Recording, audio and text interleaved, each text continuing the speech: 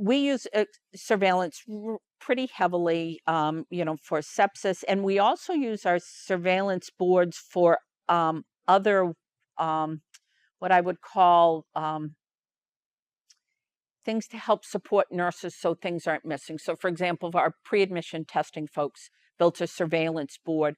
So, because they would look through the record 1,000 times, is the consent there? Is the H&P there? Is it 30 days? All of those components, and they would check and double check and recheck. And we've started to use surveillance to build that into the board. So the double check, once it's done, it's done. It's in the system, and we're using surveillance a little differently.